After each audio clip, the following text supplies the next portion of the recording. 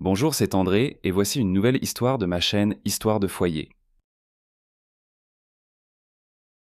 À 74 ans, Éléonore Vasseur a versé du café à ses 3 fils, le matin même où ils étaient venus pour la faire interner. Ils ne lui ont pas dit ça, bien sûr. Ils ont dit qu'elle perdait la tête. Ils ont dit que la nuit dernière encore, une voisine l'avait trouvée en chemise de nuit devant la grange. Sauf que la voisine en question était morte au mois de mars. Et Éléonore le savait. Elle savait beaucoup d'autres choses aussi. Elle savait par exemple que le terrain de la ferme allait basculer en zone constructible dans 3 mois et demi. Elle savait que ses 3 fils se partageaient déjà la vente. Elle savait que le notaire qu'ils avaient choisi pour faire signer les papiers n'était pas le notaire de la famille. Et dans la poche de son gilet, ce matin-là, il y avait un petit téléphone à clapper que personne ne connaissait, et un numéro qu'elle avait gardé pour ce jour précis depuis 14 mois. Si cette histoire vous touche le cœur, n'oubliez pas de vous abonner à la chaîne et de laisser votre avis dans les commentaires. Et maintenant, commençons. La maison s'appelait Les Quatre Saules. Henri Vasseur l'avait achetée en 1972, 2 ans avant son mariage avec Éléonore, alors qu'il était encore ingénieur agronome à Tours et qu'il rêvait le soir, en regardant les cartes du cadastre, d'avoir un jour ses propres terres au bord de la Loire. Il avait trouvé celle-ci par hasard en revenant d'un déplacement à Saumur, sur la route départementale qui longe le fleuve entre Gênes et Cuneau. Une ancienne ferme viticole abandonnée depuis 15 ans, 4 saules immenses à l'entrée, 2 hectares de vignes en friche, une longère en tuffeau, un grenier qui sentait le grain sec et l'huile de lin. Henri avait acheté le tout pour une somme dérisoire et il avait passé les 10 années suivantes à tout remettre debout, pierre par pierre, ligne de vigne par ligne de vigne. Éléonore l'avait rejoint après leur mariage. Elle avait 23 ans, lui en avait 32. Elle venait d'une famille de couturières de Châtellerault, n'avait jamais touché à un sécateur de sa vie, et le premier hiver, elle avait pleuré 3 fois en taillant les souches parce que le froid lui mordait les doigts à travers les gants. Henri lui disait toujours, sans la regarder, en continuant à tailler à côté d'elle, que les mains apprennent avant le cerveau et qu'il fallait juste laisser passer 3 saisons. Au bout de la 3e saison, elle taillait plus vite que lui. Il l'avait remarqué et il avait souri en disant « Alors c'est officiel, la ferme est à toi ». Elle n'avait jamais oublié cette phrase. Henri était mort un jeudi d'octobre, en 2011, d'un accident de tracteur dans la parcelle du bas. Il avait 72 ans. Il revenait d'un labour et la machine s'était renversée dans un fossé qu'il connaissait par cœur. Le médecin légiste avait parlé d'une crise cardiaque foudroyante survenue avant la chute. Éléonore avait écouté sans pleurer ce jour-là. Elle avait pleuré la nuit suivante, seule dans la chambre, avec la chemise d'Henri serrée contre sa poitrine. Et après cette nuit-là, elle n'avait plus jamais pleuré devant personne.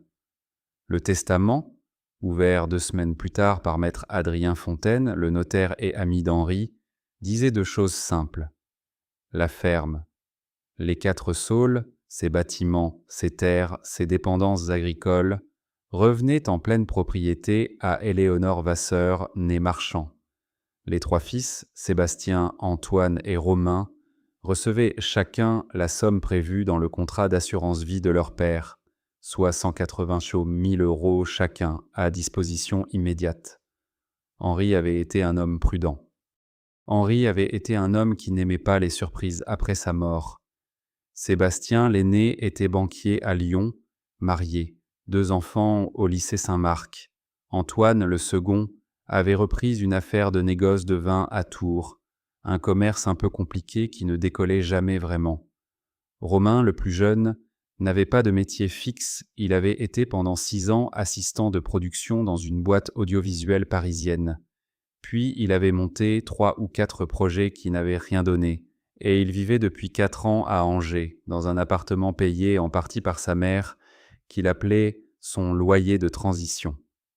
Pendant les premières années après la mort d'Henri, les 3 fils étaient venus régulièrement à la ferme, pour les anniversaires d'Éléonore, pour Noël, pour quelques week-ends d'été. Ils amenaient leurs femmes, leurs enfants.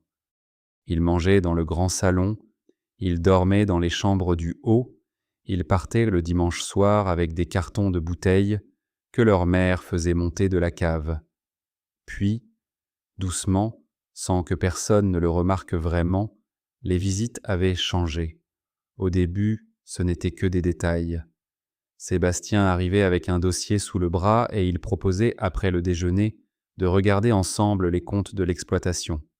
Pour t'aider, maman.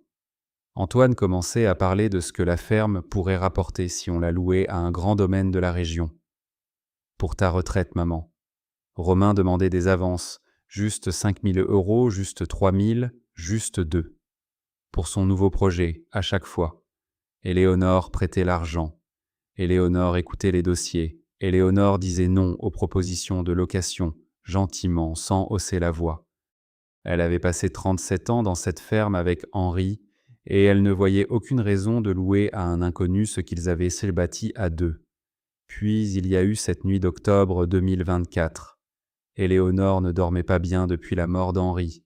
Elle se levait souvent vers 3 heures du matin, descendait dans la cuisine, se faisait une tisane à la verveine du jardin, et restait assise à la table en regardant par la fenêtre les saules noires qui se balançaient dans le vent. C'était devenu un rituel, 14 ans de rituel. Cette nuit-là, en descendant, elle a entendu une voix dans la cuisine. C'était Sébastien. Il était arrivé la veille au soir pour le week-end avec sa femme Caroline.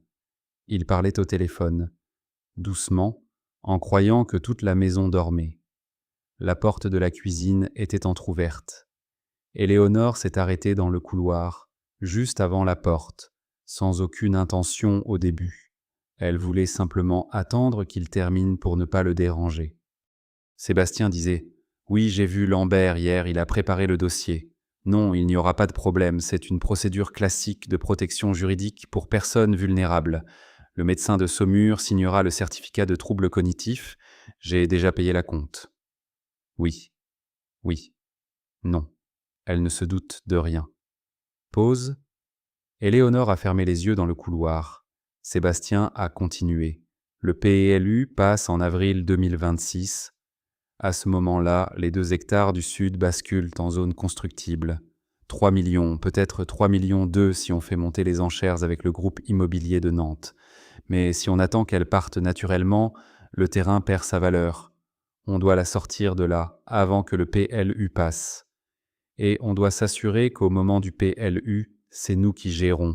Sinon, elle vend à un agriculteur, elle donne à une association, elle fait n'importe quoi. Pause plus longue. Antoine est d'accord. Romain est d'accord aussi, j'ai parlé avec lui mardi.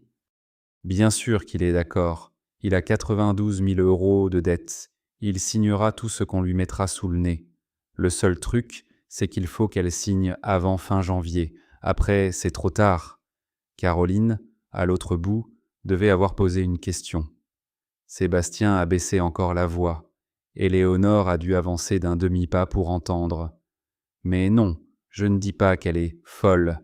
Je dis qu'elle est vieille, et que les vieux finissent toujours par signer ce qu'on leur dit de signer, surtout quand ce sont leurs enfants qui le demandent. Il a ri tout bas. Un rire de banquier qui sent que le dossier va passer. Éléonore est remontée dans sa chambre sans faire de bruit. Elle ne s'est pas recouchée.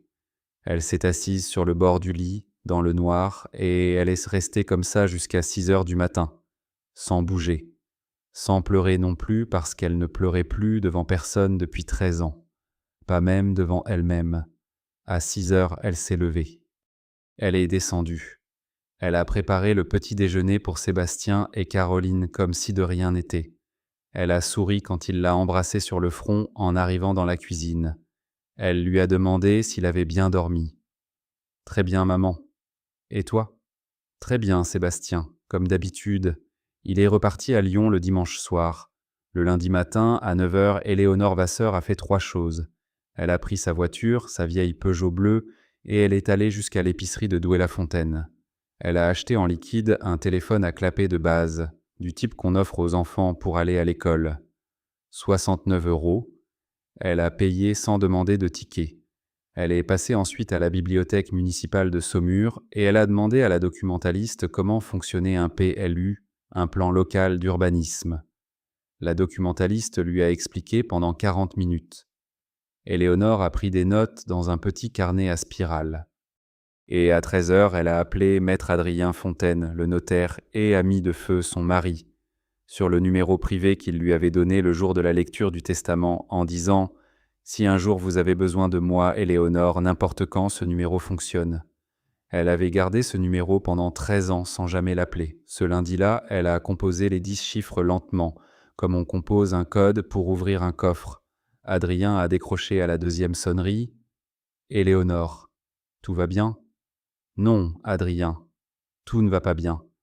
Et j'aurais besoin que vous veniez prendre un café à la ferme cette semaine, sans rien dire à personne, surtout pas à mes fils. » Il y a eu un silence à l'autre bout du fil, un silence d'homme qui comprend tout de suite.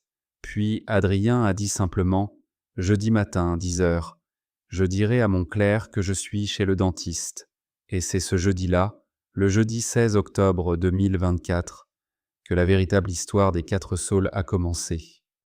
Parce que ce que les 3 fils Vasseur ignoraient, en arrivant ce matin de janvier 2026 avec leurs 12 pages de procuration et leur chambre réservée à la belle pierre de Tours, c'est que leur mère avait passé les 15 mois précédents à faire exactement ce que Sébastien avait dit qu'elle ne pourrait jamais faire. Comprendre. Et préparer. Le jeudi 16 octobre 2024, Maître Adrien Fontaine est arrivé à 10 heures précises devant les 4 saules, dans une Citroën C5 grise qu'il conduisait depuis 11 ans. C'était un homme grand, maigre, le dos droit malgré ses 78 ans, des cheveux blancs coupés très courts, un costume gris anthracite qu'il portait comme une seconde peau. Il avait été le notaire d'Henri Vasseur pendant 32 ans.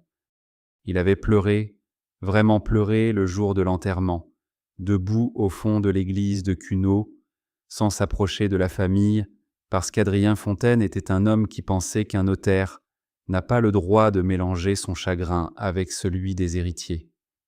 Éléonore l'a fait entrer par la porte de la cuisine, pas par la porte d'entrée.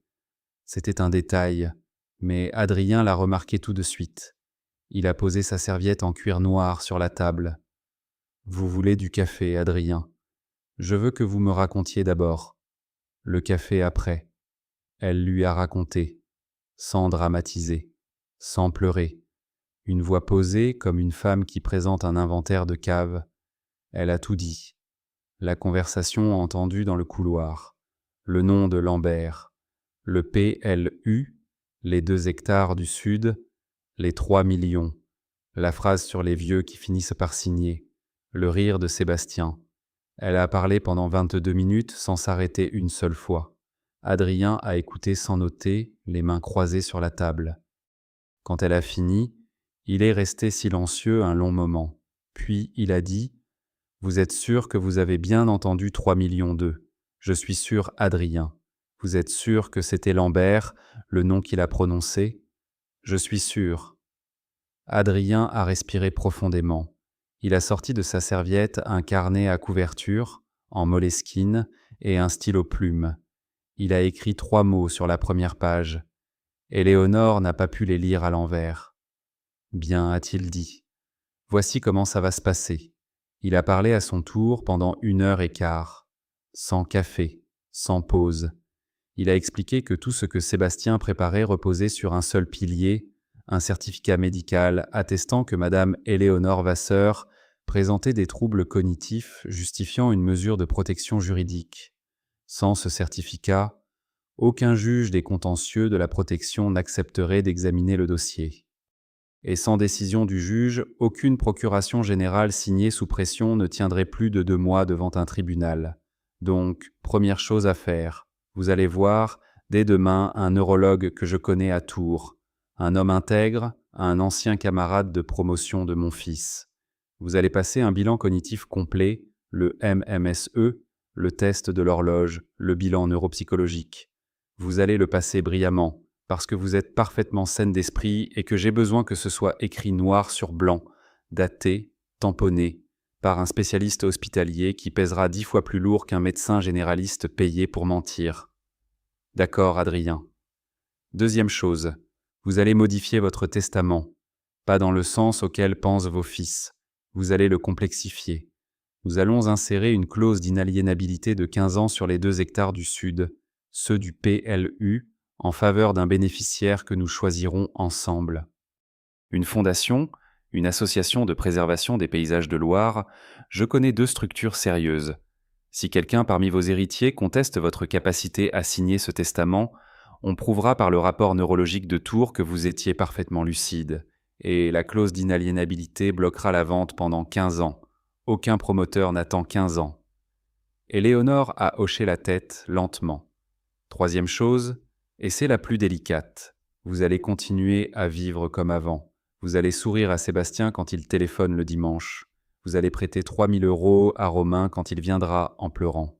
Vous allez écouter Antoine vous parler de location de vignes. Vous ne devez rien changer dans votre comportement. Rien. Vous m'entendez, Éléonore? Je vous entends. Parce que dès qu'ils sentiront que vous savez, ils accéléreront. Et nous, il nous faut du temps. Il nous faut 6 mois, peut-être 1 an. Le bilan neurologique, le testament, les démarches administratives auprès de la mairie pour suivre exactement où en est le PLU, la recherche d'un médecin qui pourrait identifier le nom du faux certificateur. Et il nous faut surtout un témoin de votre lucidité, quelqu'un qui ne soit pas moi, quelqu'un d'extérieur, qui puisse attester en cas de procès qu'au cours de l'année qui a précédé la mesure de protection, vous étiez parfaitement capable de gérer vos affaires. Qui? Adrien a souri pour la première fois ce matin-là. Vous allez engager une aide à domicile, pas n'importe laquelle. Une femme que je connais qui s'appelle Manon Delaroche. 29 ans, infirmière de formation, elle a travaillé 6 ans en gériatrie au CHU de Tours avant de monter son service à domicile. Elle viendra 2 fois par semaine, le mardi et le vendredi, sous prétexte de vous aider avec les courses, le ménage, les rendez-vous médicaux. Vos fils trouveront ça normal, ils trouveront même ça rassurant. Manon tiendra un journal de bord daté et signé de chaque visite. Avec votre accord, elle enregistrera certains de vos entretiens. Et le jour où il faudra prouver que vous saviez ce que vous faisiez, nous aurons 15 mois de témoignage professionnel d'une infirmière diplômée. Éléonore a regardé Adrien longuement. Vous y avez pensé cette nuit, Adrien, ou vous y pensez depuis longtemps. J'y pense depuis le jour de l'enterrement d'Henri, quand j'ai vu vos 3 fils faire la queue au cimetière pour serrer la main des gens importants. Henri savait ce que devenaient un ses fils.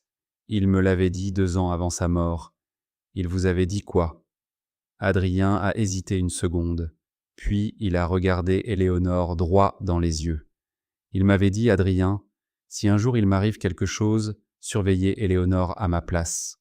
Mes fils n'aiment plus la ferme. Mes fils n'aiment plus que la valeur de la ferme. Éléonore a baissé les yeux vers la table.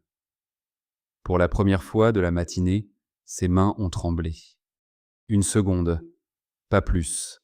Elle a pris une grande inspiration et elle a relevé la tête. Adrien, j'ai besoin que vous me promettiez une chose. Tout ce que vous voulez, Éléonore. Quand tout sera fini, quand ils auront perdu, je ne veux pas qu'ils aillent en prison. Je veux qu'ils sachent qu'ils ont perdu. Je veux qu'ils sachent pourquoi ils ont perdu. Mais je ne veux pas être la femme qui a envoyé ses 3 fils en prison. Henri ne me le pardonnerait pas. Adrien a soupiré. Ça dépendra de jusqu'où ils iront. Si on s'arrête à la tentative de procuration abusive, je peux faire en sorte que tout se règle au civil, sans plainte pénale. Mais si on découvre que le médecin de Saumur a effectivement signé un faux certificat, ce sera une infraction pénale. Et là, ce ne sera plus moi qui déciderai. Ce sera le procureur. Éléonore a hoché la tête. Elle s'est levée. Elle a sorti la cafetière italienne du placard. Elle a versé l'eau. Elle a mis le café. Et pendant que la cafetière chauffait sur le gaz, elle a dit, sans se retourner, « Vous savez, Adrien, Henri me disait toujours que la patience n'est pas une qualité de bonté. La patience, disait-il, c'est une qualité de calcul. Les bons attendent par faiblesse. Les forts attendent par stratégie. » Adrien a souri tout seul, à la table, en regardant le dos d'Éléonore Vasseur. Il avait toujours su que sous la douceur de cette femme, il y avait quelque chose qu'Henri n'avait jamais nommé devant lui, mais qu'il avait deviné et qu'il aimait. Manon Delaroche est arrivée pour la première fois aux 4 Saules le mardi 21 octobre 2024, dans une petite Renault Clio blanche qu'elle garait toujours devant la grange. Elle avait des cheveux châtains attachés en queue de cheval, un regard très direct, une voix calme. Elle portait une blouse blanche d'infirmière par-dessus son jean. Éléonore l'a accueillie en disant simplement « Maître Fontaine vous a expliqué. » Tout, Madame Vasseur. Bien. Appelez-moi Éléonore, pas Madame Vasseur. Si mes fils sentent qu'il y a une distance trop formelle entre nous, ils se méfieront. Manon a souri. D'accord, Éléonore. Pendant les semaines qui ont suivi, Manon a fait exactement ce qu'Adrien avait demandé. Elle est venue 2 fois par semaine. Le mardi de 9 h à 13 h, le vendredi de 14 h à 18 h. Elle aidait Éléonore à faire les courses au marché de Saumur. Elle l'accompagnait chez le médecin généraliste, chez le coiffeur, chez la pharmacie. Elle nettoyait la maison 1 fois par semaine. Et chaque soir, en rentrant chez elle à Tours, elle ouvrait un cahier à couverture rigide bleu marine et elle notait à la main à l'encre noire. Date, heure d'arrivée, état général de la patiente, lucidité, mémoire des événements récents, capacité à gérer son agenda, capacité à compter, à signer, à raisonner. Conversation significative. Signature de Manon Delaroche, infirmière diplômée d'État, numéro RPPS, numéro ADLI. Le cahier était stocké, chaque vendredi soir, dans un coffre numérique chez Maître Fontaine. Le bilan neurologique a été passé à Tours le mercredi 13 novembre à l'hôpital Trousseau, dans le service du docteur Pascal Berthier. Éléonore a passé 3h30 de test, MMS E30/30, test de l'horloge parfait, bilan neuropsychologique complet, sans aucun trouble détecté. Le docteur Berthier avait rédigé son rapport en concluant « Patiente de 73 ans présentant une cognition intacte, sans aucun signe de déclin cognitif. Capacités exécutives, mnésiques et de raisonnement supérieures à la moyenne de sa classe d'âge. Aucune indication médicale ne pourrait justifier une mesure de protection juridique de quelque nature que ce soit. » Adrien Fontaine a lu le rapport 3 fois. Il a souri. Il l'a déposé en 2 exemplaires originaux dans son coffre. Le modèle de testament a été rédigé en décembre. Éléonore l'a signé le vendredi 20 décembre devant 2 témoins indépendants dans l'étude de Maître Fontaine à Saumur. Elle a légué l'usufruit de la ferme à part égale entre ses 3 fils. Mais la nue propriété des 2 hectares du sud, ceux qui basculaient en zone constructible en avril 2026, a été cédée par anticipation à la Fondation des paysages ligériens, une fondation reconnue d'utilité publique, avec clause d'inaliénabilité de 20 ans et clause de retour conditionnelle si la fondation venait à disparaître. Aucun de ses 3 fils ne le savait. En janvier, février, mars, avril 2025, Éléonore a continué exactement comme avant. Elle souriait au téléphone, elle préparait à dîner quand un fils venait pour le week-end. Elle prêtait 2 000 € à Romain en janvier, 3 000 en mars. Elle écoutait Antoine parler d'un projet de location de vignes avec un domaine d'Anjou. Elle disait « Je vais y réfléchir, mon chéri, on en reparlera ». Elle disait toujours « On en reparlera ». En mai, Sébastien a téléphoné un dimanche soir avec une voix légèrement différente, plus douce, plus prudente. « Maman, je voulais te parler de quelque chose d'important. On est inquiets, Antoine et moi. On trouve que tu fatigues. Tu as eu cette histoire l'autre jour, tu te souviens, quand tu as oublié de fermer le gaz. » Éléonore a fermé les yeux dans le salon. Elle n'avait jamais oublié de fermer le gaz. Elle savait exactement qui le lui avait dit et quand. C'était Romain, 2 semaines plus tôt, en passant chercher un chèque. Il avait demandé « Maman, tu es sûre que tu as bien fermé le gaz tout à l'heure ?» Et il avait insisté 3 fois. « Tu as raison, Sébastien, a-t-elle dit. Je deviens distraite. Ça m'inquiète aussi. » Ah, il y a eu une seconde de silence à l'autre bout. Éléonore l'a entendu. Cette seconde-là, c'était la seconde où Sébastien avait pensé « Ça marche. » On pourrait peut-être en parler tous ensemble, a-t-il dit. Antoine, Romain et moi. On pourrait venir un week-end, juste pour voir comment on peut t'aider à organiser les choses. Quand vous voulez, mon chéri, quand vous voulez. Elle a raccroché. Elle a appelé Adrien Fontaine sur le téléphone à clapet. Adrien. C'est commencé. À l'autre bout, Adrien a juste dit « Bien, maintenant, on attend ». Pendant les 7 mois suivants, entre mai et décembre, 2025, Éléonore a joué le rôle le plus difficile de sa vie. Elle a joué la mère qui s'affaiblit. Pas trop, juste assez. Elle oubliait parfois où elle avait posé ses clés. Elle laissait une casserole sur le feu pendant que Manon était là, exprès, pour que Manon le note dans son cahier, mais avec la mention manifestement intentionnelle, patiente parfaitement consciente de l'expérience. Elle se plaignait au téléphone d'un peu de fatigue, d'avoir mal dormi, d'avoir confondu 2 dates dans son agenda.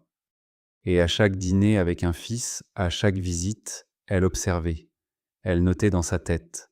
Elle a vu Antoine prendre en photo, en cachette, une feuille de papier qui traînait sur le buffet, en croyant qu'elle ne le voyait pas dans le reflet du miroir. La feuille était un faux relevé bancaire qu'elle avait laissé là exprès sur les conseils d'Adrien. Le faux relevé montrait un compte à 17 000 €, alors que le vrai compte d'Éléonore en contenait largement plus. Elle a vu Sébastien, un dimanche d'octobre, s'installer dans le bureau d'Henri, prétextant qu'il cherchait une vieille facture, et passer 17 minutes à fouiller les tiroirs. Elle avait, là aussi, préparé les tiroirs. Tout ce qui comptait avait été transféré chez Adrien. Ce que Sébastien a trouvé, c'était point de vieux papiers sans importance. Elle a vu Romain, le jour de l'anniversaire de Manon, en novembre, demander à l'infirmière dans la cuisine si, selon elle, sa mère présentait des signes de confusion. Manon a répondu, professionnellement, en pesant chaque mot. Votre mère a des oublis bénins compatibles avec son âge, monsieur Vasseur. Pour un diagnostic, il faudrait un bilan neurologique. Je peux vous donner les coordonnées d'un spécialiste si vous le souhaitez. Romain a souri. Non, ce ne sera pas nécessaire. Mes frères s'en occupent. Manon a noté cette conversation, mot pour mot, le soir même, sur le cahier bleu. Et au début du mois de décembre, Adrien Fontaine a reçu, par un contact qu'il avait à l'ordre départemental des médecins, une information que tout le monde attendait depuis 14 mois. Un certain docteur Régis Lambert, médecin généraliste exerçant à Saumur, faisait l'objet depuis 3 mois d'un signalement déontologique anonyme pour rédaction de certificats médicaux complaisants en faveur de mesures de protection juridique sur personnes âgées. 3 familles déjà identifiées. 72 ans, 79 ans, 83 ans. Toutes avec des biens immobiliers conséquents. Le docteur Régis Lambert. Adrien Fontaine a téléphoné à Éléonore le mercredi 11 décembre 2025 à 19h22. Éléonore. Nous le tenons. Éléonore était dans la cuisine. Elle a posé doucement le torchon qu'elle avait dans la main. Elle a regardé par la fenêtre les 4 saules. Le vent du soir les faisait bouger lentement, comme 4 hommes qui marchent ensemble vers la même direction. Quand venez-vous, Adrien? Demain matin. 10h. Nous allons écrire ensemble la suite. Et la suite, elle a commencé exactement 5 semaines plus tard, le matin où 3 fils sont arrivés aux 4 saules avec une chemise en carton beige et une chambre réservée à la belle Pierre de Tours, sans se douter une seule seconde qu'à 10h10 précise, ce matin-là, une Citroën C5 grise s'engagerait dans l'allée des Saules, conduite par un homme grand, maigre, en costume gris anthracite, qui tenait sur le siège passager une serviette en cuir noir contenant 4 choses: le rapport neurologique du docteur Berthier daté du 13 novembre 2024, le cahier bleu marine de Manon Delaroche, 15 mois de témoignage, le testament signé du 20 décembre 2024, déposé en 2 exemplaires originaux, et une copie du signalement déontologique visant le docteur Régis Lambert, qu'Adrien Fontaine avait imprimé la veille au soir, sur du papier blanc ordinaire, mais qui valait à elle seule plus que tous les autres documents réunis. Si à ce stade vous comprenez ce qui va se passer dans le salon des 4 saules dans les 10 prochaines minutes, écrivez le mot prête dans les commentaires. Et continuons. À 10h10 précise ce matin-là, le bruit du gravier sous les pneus a traversé la cuisine. Éléonore venait de poser la cafetière sur la table pour la 2e tournée. Elle a tourné la tête vers la fenêtre. Une Citroën C5 grise s'arrêtait devant la grange. Sébastien a froncé les sourcils. « Tu attends quelqu'un, maman ?» « Oui, j'attends maître Fontaine. » Le mot a fait l'effet d'une décharge électrique dans le salon. Sébastien s'est redressé sur sa chaise. Antoine a quitté la fenêtre. Romain s'est figé, la tasse à mi-chemin entre la soucoupe et sa bouche. Maître Fontaine, a répété Sébastien doucement, comme on répète un mot qu'on n'a pas bien entendu. Adrien, oui. Le notaire de ton père. Il vient depuis quelques mois maintenant. Une fois par semaine en général, mais aujourd'hui, je lui ai demandé de venir tôt. Vous comprendrez pourquoi dans 5 minutes. Maman, pourquoi tu nous l'as pas dit? Et Léonore l'a regardé avec ce calme particulier qu'elle gardait pour les moments importants. Le même calme qu'elle avait eu dans la cuisine à 3 heures du matin, 14 mois plus tôt. Parce que tu ne m'as pas dit non plus, mon chéri, que ton notaire Lambert était sous enquête déontologique pour faux certificats médicaux. On a tous nos petits secrets ce matin. Le silence dans le salon a duré exactement 4 secondes. Éléonore les a comptés. 4 secondes pendant lesquelles Sébastien a passé sa main sur sa nuque, Antoine a regardé Romain, Romain a posé sa tasse sans la lâcher, et la pendule de l'entrée a sonné le quart. La porte de la cuisine s'est ouverte. Adrien Fontaine est entré, costume gris anthracite, serviette en cuir noir à la main. Il a salué d'un signe de tête sec. Madame Vasseur, messieurs. Il a posé sa serviette sur la table sans attendre qu'on lui propose une chaise. Il s'est installé à côté d'Éléonore, à la place où Henri s'asseyait autrefois. Maître Fontaine a commencé Sébastien sur un ton de banquier qui reprend le contrôle d'une réunion. Je ne comprends pas très bien ce que vous faites ici à 10 heures du matin alors que nous avons une procédure familiale en cours. Précisément, monsieur Vasseur, la procédure familiale, c'est de cela dont nous allons parler. Adrien a ouvert sa serviette, lentement, sans précipitation, comme un homme qui sait que chaque seconde est de son côté. Il a sorti 4 dossiers en chemise cartonnée, classés dans un ordre qu'il connaissait par cœur. Il les a posés à plat sur la table, à gauche de la cafetière. Sébastien a regardé les dossiers. Antoine s'est rapproché. Romain n'a pas bougé. Maître Fontaine, je dois vous prévenir, nous travaillons avec Maître Lambert pour cette affaire, et toute intervention extérieure. Maître Lambert n'est pas notaire, monsieur Vasseur. Maître Lambert est médecin. C'est une distinction qui me semble importante à ce stade de la conversation. Sébastien a fermé la bouche. Antoine a tourné la tête vers son frère aîné. Romain a brusquement reposé sa tasse, qui a fait un petit bruit sec contre la soucoupe. « Bien, a dit Adrien, permettez-moi de présenter 4 documents. Le premier. » Il a poussé le dossier numéro 1 vers le centre de la table. Sébastien l'a ouvert. À l'intérieur, le rapport neurologique du docteur Pascal Berthier, sur papier à en-tête de l'hôpital Trousseau, daté du 13 novembre 2024. Tamponné, signé, 15 pages. Bilan cognitif intégral de votre mère, monsieur Vasseur, réalisé il y a 14 mois. MMSE 30/30. Test de l'horloge parfait. Bilan neuropsychologique sans le moindre trouble. Conclusion du docteur Berthier, je cite, « Aucune indication médicale ne pourrait justifier une mesure de protection juridique de quelque nature que ce soit. » Fin de citation. Vous reconnaîtrez la signature du docteur Berthier, chef de service de neurologie, ancien interne du CHU de Tours, autorité reconnue dans le domaine du déclin cognitif. Sébastien a feuilleté les pages. Lentement d'abord, puis plus vite. Il cherchait quelque chose, une faille, une date à contester, une signature à mettre en doute. Il ne trouvait rien. Comment a-t-il commencé? Adrien a poussé le dossier numéro 2. Cahier de suivi infirmier. 15 mois. 62 visites documentées. Tenues par Madame Manon Delaroche, infirmière diplômée d'État, numéro RPPS et numéro ADELI inscrit en première page. Chaque visite cotée selon la grille standard de gérontologie. Conclusion globale, votre mère a présenté pendant 15 mois consécutifs une lucidité supérieure à la moyenne de sa classe d'âge. 3 épisodes mineurs d'oubli notés, tous 3 analysés comme intentionnels ou explicables par le contexte. Notamment, je cite la page 47, casserole laissée sur le feu en présence de l'infirmière. Comportement manifestement volontaire et discuté ouvertement avec la patiente qui m'a précisé vouloir vérifier qu'on noterait l'incident. Antoine a fermé les yeux. Romain a regardé sa mère pour la première fois ce matin-là. Vraiment regardé. Pas le regard du fils prodigue qui pleure. le regard d'un homme de 43 ans qui comprend en une fraction de seconde que la femme assise en face de lui n'est pas et n'a jamais été ce qu'il croyait. Maman. Éléonore n'a pas répondu.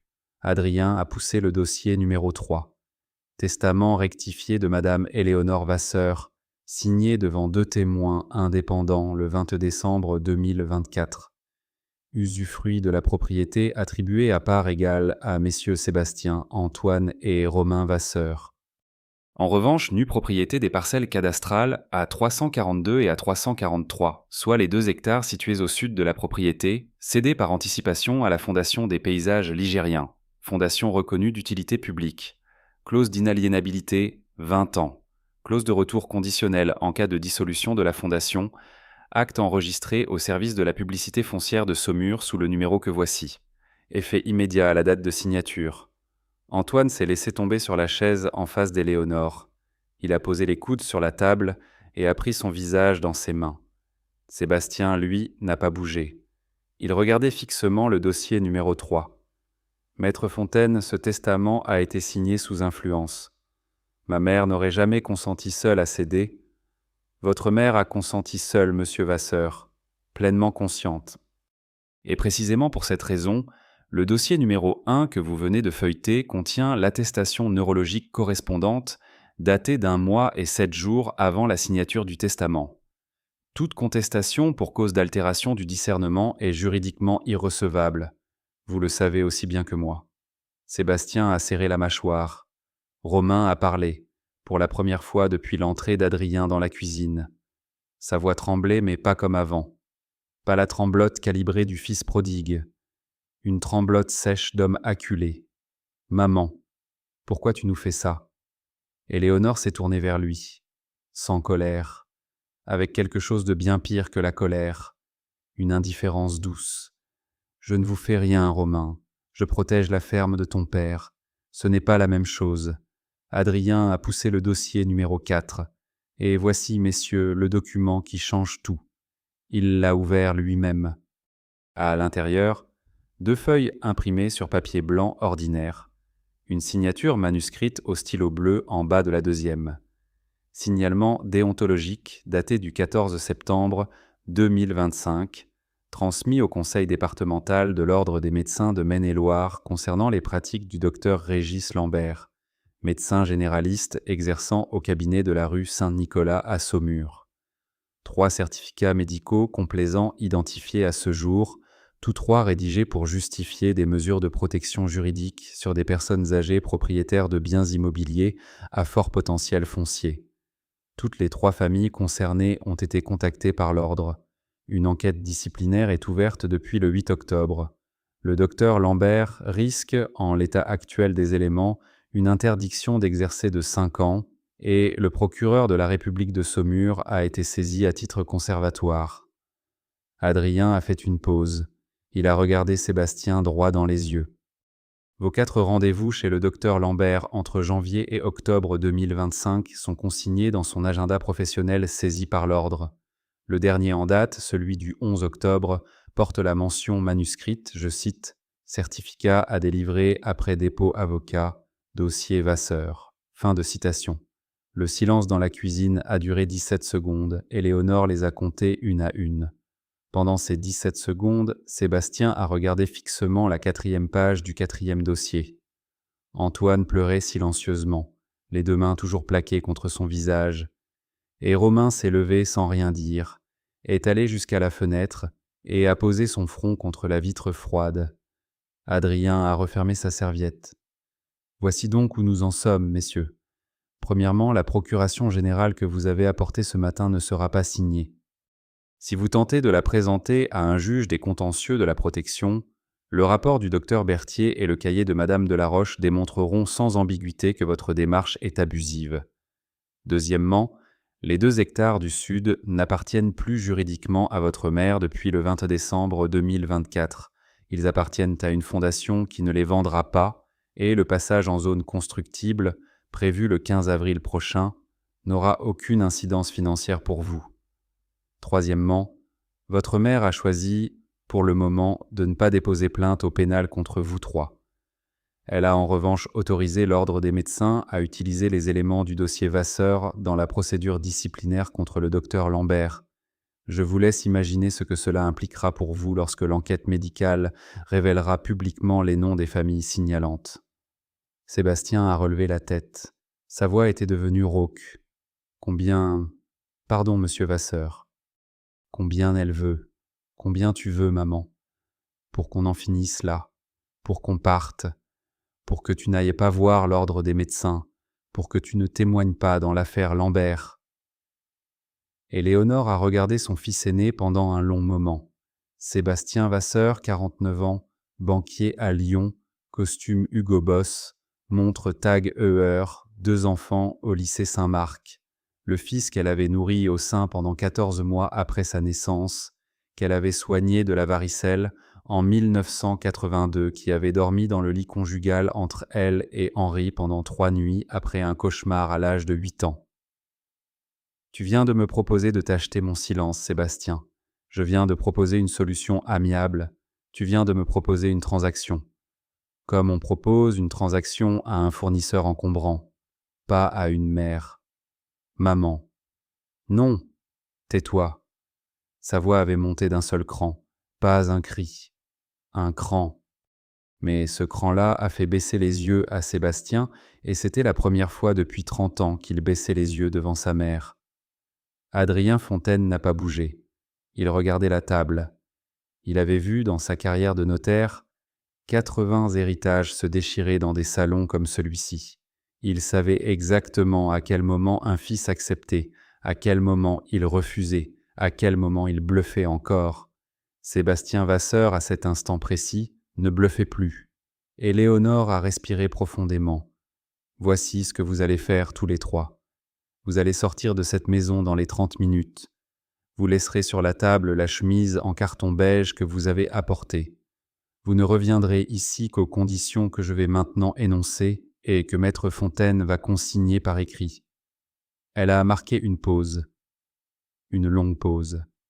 Manon de la Roche, qui venait d'entrer discrètement par la porte de derrière à l'invitation d'Adrien pour servir de témoin, s'est appuyée contre l'évier et a sorti son cahier bleu.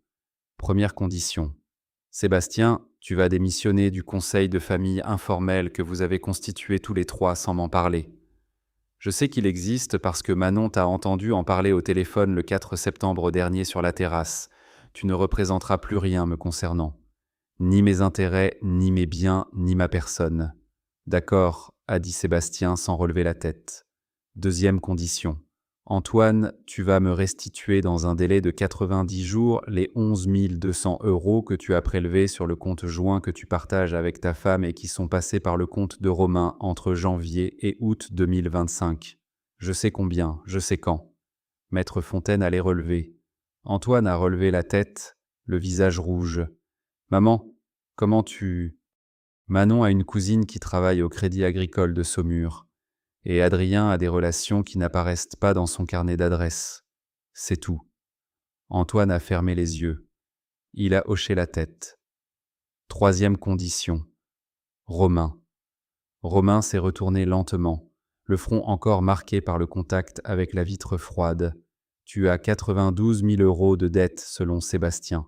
C'est ce qu'il a dit au téléphone à Caroline à 3 heures du matin, le 14 octobre 2024, dans ma cuisine, en croyant que je dormais. C'est aussi ce qu'il a répété à un commissaire-priseur de Nantes le 7 février dernier, quand il a fait évaluer en cachette le mobilier de mon salon. Tu confirmes le chiffre Romain. Romain n'a pas répondu. Je prends ton silence pour un oui. Voici ce que je te propose. Je règle tes dettes. Tu ne me les rembourses pas. En échange, tu signeras chez Maître Fontaine une renonciation anticipée à toute succession sur la nue propriété de la ferme. Tu conserveras ta part d'usufruit. Tu pourras venir ici quand tu voudras, mais le jour où je mourrai, tu n'auras aucun droit sur les murs, sur les terres, sur le bâti. Tu auras le droit de pleurer à mon enterrement. Tu n'auras pas le droit de signer quoi que ce soit. C'est à prendre ou à laisser, et tu as jusqu'à 19 heures ce soir pour décider. Romain a ouvert la bouche, puis l'a refermée, puis a hoché la tête. D'accord, maman. Bien. Maître Fontaine va rédiger les 3 documents cet après-midi. Vous les signerez demain matin dans son étude à Saumur. Maintenant, sortez. » Sébastien s'est levé. Il a pris la chemise en carton beige sur la table. Adrien a tendu la main. « Cette chemise reste ici, monsieur Vasseur. Elle constitue une pièce annexe au dossier disciplinaire Lambert. Je vais la remettre à l'ordre cet après-midi. » Sébastien a lâché la chemise. Il a regardé sa mère une dernière fois. Il a voulu dire quelque chose. Il n'a rien dit. Il est sorti par la porte de la cuisine. Antoine est sorti derrière lui sans embrasser sa mère. Il a juste posé sa main sur l'épaule d'Éléonore en passant. Une pression de 2 secondes. Éléonore n'a pas levé les yeux. Romain est sorti en dernier. Au moment de franchir la porte, il s'est retourné. « Maman, tu nous avais entendus ce soir-là dans la cuisine, c'est ça. » « Oui, Romain. Et pendant 14 mois, tu as souri, tu as fait à manger, tu m'as prêté de l'argent. » « Oui, Romain. Pourquoi ?» Éléonore a relevé les yeux. Elle l'a regardé longuement. « Parce que ton père m'avait dit, 2 ans avant sa mort, qu'il avait peur pour la ferme après lui. Et je lui avais promis, ce soir-là, dans le jardin, sous les saules, que tant que je serais vivante, la ferme tiendrait. J'ai tenu ma promesse, Romain. C'est tout, ce n'est pas contre vous. C'est pour Henri. » Romain a hoché la tête, il est sorti. La porte s'est refermée. La Citroën C5 grise est restée garée devant la grange. Adrien Fontaine est resté assis à table. Manon a posé son cahier bleu sur le buffet et a commencé à débarrasser les tasses sans rien dire. Éléonore a regardé par la fenêtre. Les 3 voitures de ses fils étaient garées en file le long de l'allée. Sébastien est monté dans la sienne le premier, sans attendre les 2 autres. Antoine est resté un moment debout, les mains dans les poches, à fixer la grange. Romain s'est appuyé contre le capot de sa voiture, le visage tourné vers les saules. Et c'est à ce moment précis, vers 11h moins le quart ce matin-là, qu'une 4e voiture est entrée dans l'allée. Une vieille Renault Kangoo Bordeaux, couverte de boue séchée, avec un autocollant délavé du syndicat agricole sur le pare-choc arrière. Au volant, un homme de 65 ans, casquette grise, blouson en velours côtelé marron, mains larges posées sur le volant comme on pose les mains sur une table. Monsieur Charles Verdier, ancien chef de culture des 4 Saules pendant 29 ans. Ami d'Henri Vasseur depuis 1975, témoin d'un secret que ni Éléonore, ni Adrien Fontaine, ni les 3 fils Vasseur n'avaient encore mentionné ce matin. Un secret qui allait, dans les 3 prochaines heures, faire passer cette matinée du règlement de compte familial à quelque chose de beaucoup plus grand. Si vous voulez savoir ce que monsieur Charles Verdier transportait dans le coffre de sa Kangoo Bordeaux ce matin-là, écrivez le mot « suite » dans les commentaires. On continue. Charles Verdier a coupé le moteur de sa Kangoo et descendu lentement, et s'est avancé vers les 3 filles Vasseur qui se trouvaient encore dans l'allée. Il a salué Sébastien d'un signe de tête bref, sans tendre la main. Il s'est arrêté à 1 mètre de Romain. « Vous partez déjà » a-t-il dit. Sa voix était basse, calme, avec l'accent de la Loire moyenne, ces voyelles ouvertes qu'on entend encore chez les vieux ouvriers agricoles de la rive sud. Aucun des 3 fils n'a répondu. Sébastien a juste hoché la tête.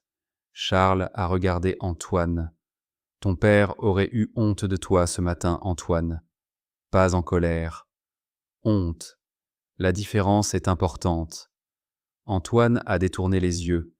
Il est monté dans sa voiture, il a démarré sans regarder personne. Charles a attendu que les 3 voitures soient sorties de l'allée avant d'avancer vers la cuisine.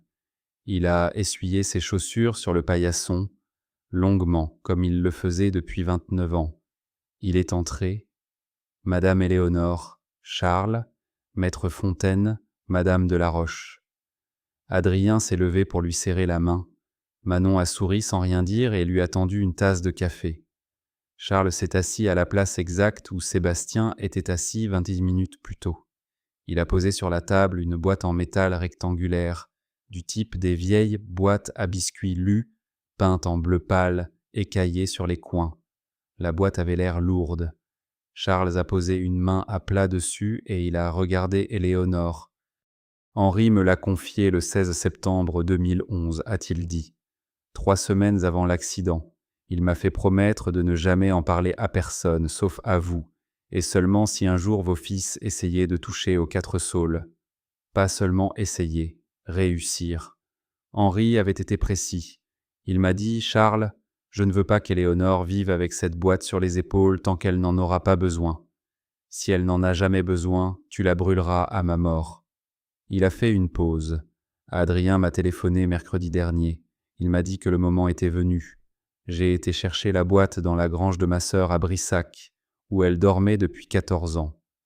Éléonore a regardé la boîte sans rien dire. Vous voulez l'ouvrir maintenant, Éléonore, ou vous voulez attendre? Maintenant, Charles. Il a soulevé le couvercle. À l'intérieur, 3 choses. Une enveloppe Kraft format A4, fermée par un cachet de cire rouge écrasé sur lequel on devinait encore les initiales HV, un carnet à couverture noire du type registre comptable, écorné aux 4 angles, et un sachet de toile beige fermé par un cordon, qui contenait quelque chose de dur et de plat, à peu près de la taille d'une boîte de cigares. Adrien Fontaine s'est rapproché légèrement de la table. Éléonore a pris l'enveloppe Kraft en premier. Elle a fait sauter le cachet de cire avec un couteau à beurre.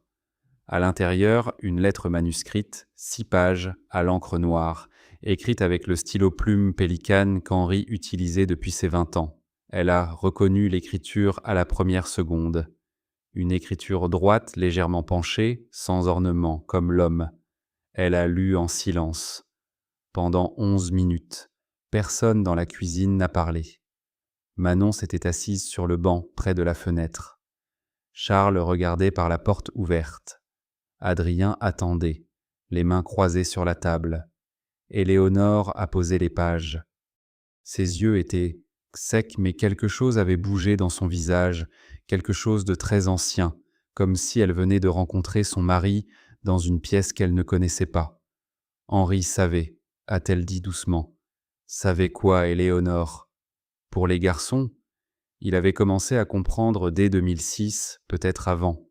Il dit ici qu'à un repas de famille en juillet 2007, Sébastien lui a posé une question sur la valeur cadastrale du domaine, en croyant la poser distraitement, mais avec une précision qui ne lui ressemblait pas, et qu'à partir de ce jour-là, il a commencé à préparer ce qu'il appelle ici, je cite, « un filet de sécurité pour Éléonore ». Adrien a hoché la tête lentement. Il avait soupçonné cela depuis longtemps, sans jamais oser le formuler. Éléonore a tourné une page de la lettre. Henri a vendu, en 2008, sans m'en parler, sa participation minoritaire dans la coopérative viticole de Douai, 82 000 euros. Il dit qu'il a placé cette somme avec un ami banquier suisse, sur un compte au nom de l'association de protection que vous lui aviez aidé à monter, Adrien. Adrien a légèrement levé les sourcils. L'association des amis des 4 saules. Oui, je m'en souviens. Une association loi 1901, créée pour entretenir le patrimoine bâti. Je pensais qu'elle dormait depuis sa création. Pas du tout, a dit Éléonore. Henri y a versé chaque année entre 2008 et 2011 des sommes provenant de ventes successives de petits actifs. La vieille parcelle de bois de Cuneau qu'il avait héritée de sa mère. Une collection de timbres rares qu'il avait achetés dans les années 70. Sa part dans le moulin familial à Gênes. Au total, selon ce qu'il a noté ici, l'association détient en 2011, à la veille de sa mort, environ 342 000 euros. Manon a posé doucement sa tasse sur le banc. Éléonore a continué. Henri dit qu'il a pris en 2010 une décision qui le mettait mal à l'aise, mais qu'il jugeait nécessaire. Il a contracté une assurance vie complémentaire à mon nom, sans m'en parler, avec une clause de versement différé de 15 ans après sa mort. La clause stipule que le versement ne se déclenche que si, à la date du 15 octobre 2026, je suis encore propriétaire des 4 saules. Sinon, le capital était reversé intégralement à l'association. Adrien Fontaine s'est figé. Le montant Éléonore. Elle a tourné la dernière page de la lettre. Elle a relu une ligne 2 fois comme pour être sûre. Puis elle a regardé Adrien. 2 800 000 euros. Capital plus intérêt capitalisé sur 15 ans. Personne n'a parlé pendant un long moment. Charles a baissé les yeux vers la table. Adrien a respiré très lentement. Henri avait souscrit ce contrat au moment où il a senti que son cœur n'allait pas bien, a dit Éléonore. Il l'écrit ici. Il avait eu une alerte cardiaque en mai 2010 sans rien dire à personne. Il avait consulté à Tours, à l'hôpital Bretonneau, sous un faux nom, en payant en espèces. Le cardiologue lui avait dit qu'il n'avait peut-être pas 10 ans devant lui. Il en a eu 1 et demi. Manon a porté sa main à sa bouche. Charles a hoché la tête sans surprise. « Je m'en doutais », a-t-il dit doucement. Il avait changé en 2010. Plus calme, plus rangé. Il rangeait des affaires. Il triait des papiers. Je l'ai vu un soir vers 6 heures dans la grange, en train de brûler des paquets de courrier dans le foyer en pierre. Je ne lui ai pas demandé pourquoi. Éléonore a tourné la tête vers Charles, une lueur très brève dans son regard, comme une larme qui aurait décidé, en dernière seconde, de ne pas couler. « Bien », a-t-elle dit. La lettre dit autre chose. Henri me demande quelque chose. Il me demande ici expressément, dans la dernière page, de ne pas distribuer ces 2,8 millions à mes fils. Il dit, je cite, « Si tu lis cette lettre, Éléonore, c'est qu'ils ont essayé. Et s'ils ont essayé, c'est qu'ils ont déjà décidé que la ferme est un actif et non une mémoire. Tu n'as plus à les traiter en héritiers. Tu n'as plus qu'à les traiter en hommes adultes qui se sont trompés de mère. » Fin de citation. Adrien Fontaine a écouté en silence. Il a réfléchi. Il a sorti son carnet Moleskine. Il a écrit 3 mots dessus. « Éléonore, que voulez-vous faire de l'argent ?» Elle est restée silencieuse. Elle a regardé la boîte ouverte sur la table. Le carnet noir n'avait pas encore été ouvert. Le sachet en toile non plus. Avant de répondre à Adrien, je voudrais voir ce que contient le reste. Elle a pris le carnet noir. Elle l'a ouvert à la première page. C'était un registre. 72 pages, tenues de la main d'Henri jusqu'à l'avant-dernière et de la main de Charles pour les 3 dernières années suivant la mort d'Henri. Chaque page portait une date, un nom et une somme. Adrien s'est penché légèrement. « C'est quoi, Éléonore ?» Henri avait prêté de l'argent pendant 36 ans. Elle a tourné les pages, lentement. 1988, 1200 francs à Bernard Lacombe pour l'opération de sa femme. Remboursé en 1991. 1994, 6000 francs à Madame Renée Coursin pour le toit de sa maison. Remboursé en 3 fois jusqu'en 1997. 2005, 3000 € à Damien Aubert pour démarrer son verger bio. Jamais remboursé, mention en marge écrite par Henri, je cite, « À ne jamais réclamer, Damien a perdu son fils en 2006. » Fin de citation. Page après page, 127 entrées, sur 3 décennies.